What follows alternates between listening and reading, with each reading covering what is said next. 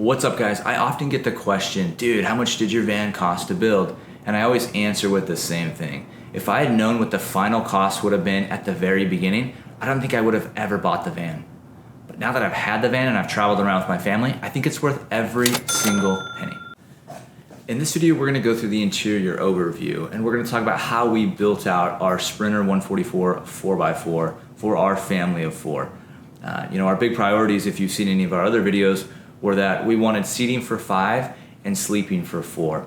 Later in the video, I'll share some thoughts on if I was just a couple or 2 people traveling in a 144, maybe how I would configure it, and also my thoughts on how I'd configure it if I had a 170, which sometimes I do wish I had a 170. So when I first started the process of the interior build, I made a spreadsheet, and if you can imagine a spreadsheet with different columns, I had like the full DIY, like me driving to Home Depot and getting lumber and doing the build. Then in one column I had the Adventure Wagon kind of DIY kit, and then I had a few different companies bid out the interior process. And very quickly I eliminated the DIY, go to Home Depot and build it myself, because I'm just not wired that way. I'm not gonna cut holes in my own van, and I just simply don't have time to build out a van. Then I went to the Adventure Wagon DIY, very similar, I just didn't have time to do it, and so that was out. And ultimately we landed on VanSpeed here in Orange County to do the build. And what I really liked about those guys is I feel like their builds are very finished. I've seen a lot where it looks like some of the interior is not quite done on some of the panels, maybe the back doors aren't finished, and theirs always looked really solid and they looked modern. They didn't look like my grandpa's old motorhome with those kind of materials and look. Had a good wood look, the fabric was nice, the layouts were perfect, and they just have a good solid build quality to them. The first big question we needed to answer when building out the 144 was how we were going to sleep 4 people. Now we've got 2 little kids, and so we couldn't just use the dinette that folded out. So what we ended up doing was narrowing it down to 2 different bed systems. The Happy Jack system that has like the elevator, and the MOAB Adventure Wagon bed. Ultimately the Happy Jack system seemed to be okay but not great, and the Adventure Wagon bed had like rave reviews. Everyone we talked to said it was fantastic, and we would add our thoughts as well that it's a great bed. It's a 3-piece system, it fits into an L-track so it can go up and down. And with the 3 panels, you can add and remove panels as needed. So for the last couple trips that we've done, we've actually only brought 1 panel. And our oldest daughter sleeps up on the top, and it leaves us tons of room to still use the dinette or the bed below during the day. And it's fantastic, it's really well built, it's incredibly comfortable, and the panels aren't that heavy to where you can add and remove them as needed. What we found is that when you put all 3 panels in the 144, you're pretty limited on space. It kind of cuts in a little bit too close to the back of the bench seat, and so you just don't have a lot of space to move around. So that's why we've recently just been using 1 panel of the Adventure Wagon bed, and it's been fantastic. We really, really like it, and we think the build quality is superb. So let's start with like the big parts of the interior, and then we'll go small. So the first thing that you notice is everything is lined with wood. It's got an oak ceiling and maple walls, and it looks really, really sharp. It's a light wood, so it kind of brightens up the space and makes it look like it's much bigger than it is. Inside or beneath of that, you have the hush mat, and you also have the Thinsulate, which I didn't really think was a big deal, but now that we've camped in weather that's gone down to like 20, 25 degrees at night, it's a pretty big deal. We once had the Webasto diesel heater shut off at night at like 2 in the morning, and we were nice and cozy all night long, so it's really well insulated and it seems to be working just right. On the roof of the van, we installed the Maxxair vent fan, and we read all the reviews about it. Everybody said it was fantastic, and it's really lived up to the hype. It's been a great fan. It's great for cooling things off at night. It's great for sucking unwanted smells out or heat when you want to. And it's just kind of like right there, it's out of the way. My only complaint, and it's really a petty complaint, is that it catches a little bit of wind when we're driving and we have crosswinds, but I think that's kind of to be expected when you cut a hole in the roof of your van. But it's pretty discreet. If you were to go on top of the van and look at it, it's very low profile when you've got that Dakar rack on top. So catches a little bit of wind, but overall I think it's a great fan. Next we have what I call the pedestal, or like a little cabinet that's right behind the bench seat and right in front of the dinette on the driver's side. And that's where we have our Isotherm 65-liter refrigerator. That's a great little refrigerator. It holds kind of just enough for a few days. It's got a small freezer space where you can put some ice cream in there, some other frozen things. I think if I were to go back, I'd figure out a way to do like an 85-liter fridge. When we've traveled for more than 7 days, especially when you're not near a grocery store, it becomes crucial to be able to store things in there and keep things cool. So A little extra space there would be really nice. On top of that, there's a layer of butcher block with an induction stovetop. And we've actually never used the induction stovetop. I think we'll use it very sporadically. I didn't really want to cook inside the van. I don't want the smell of chili or hot dogs or things splashing inside of the van. So the induction stovetop is there. We have yet to use it, but I'm sure it'll be great. The one wild card that we have found in the electrical system is the microwave, which we kind of knew going into it. The microwave sucks a lot of power, of course. So basically what we've decided is that we only use the microwave on days when we're going to be traveling. If we're at a campsite for 2 or 3 days, we're not going to use the microwave much. And frankly, we don't really have a use for it. When we're at a site for that long, we typically pull out the propane stove and it's on a picnic table. So if we need to heat something up, milk, water for oatmeal, stuff like that, we just use the propane stove. But if it's the morning and we're headed on a long drive to our next destination, we may just pop some things in the microwave, keep driving, and give that battery system a chance to recharge and be ready for our next stop. So for a heating system, we went with the Webasto diesel heater, and it's fantastic. It fits right beneath the passenger seat.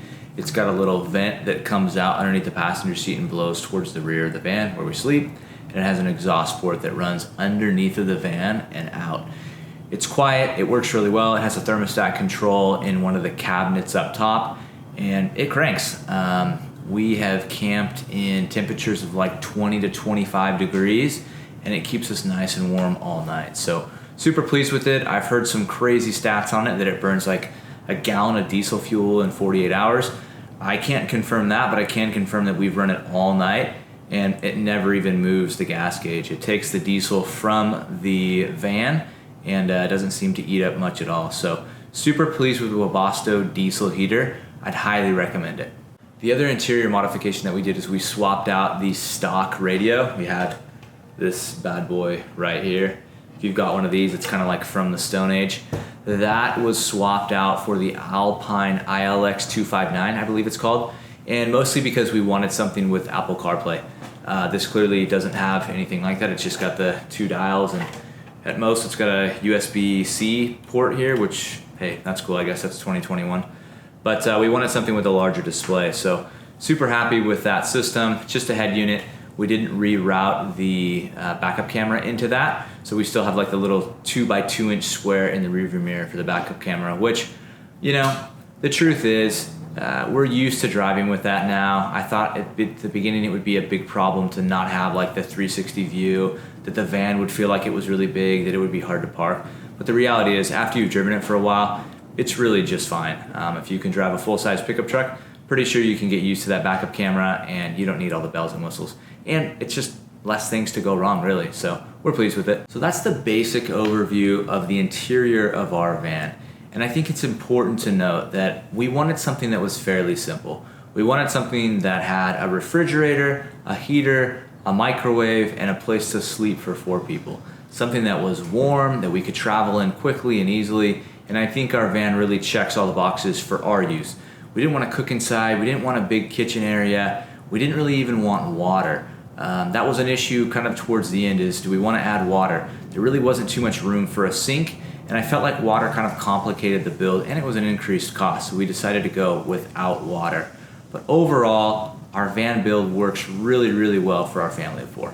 I should also mention that we have the flares from Flarespace, and I think they're great.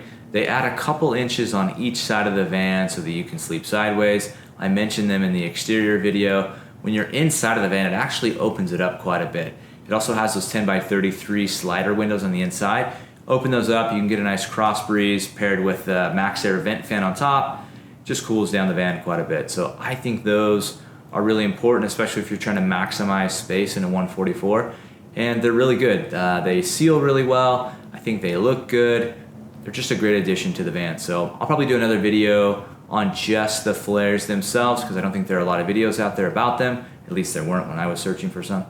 And yeah, I'd recommend them, especially if you're trying to sleep 4 people or more in a 144. So what would I change about the interior of our build? And I think the only thing that I would change is that I would ditch the induction stovetop.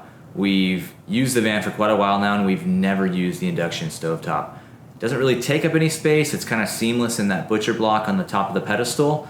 But I feel like if I took it out, I could probably raise that pedestal a little bit and I could put a larger fridge in there, and the fridge would be super useful.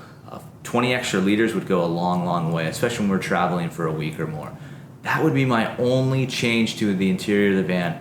I like the layout, I like the dinette, I love how it folds out, I like the MOAB Adventure bed, and I love that we can fit 5 people comfortably and sleep 4 without really having to do much work at all. So no real changes on my end in terms of what I would change in the interior of our van. Sometimes I'm a little bit envious of you folks who travel with just 2 people. I look at these younger couples who don't have kids yet, or some of these folks who have retired and they travel with just the 2 of them, and it's awesome. You really can travel anywhere and have a ton of space in a 144.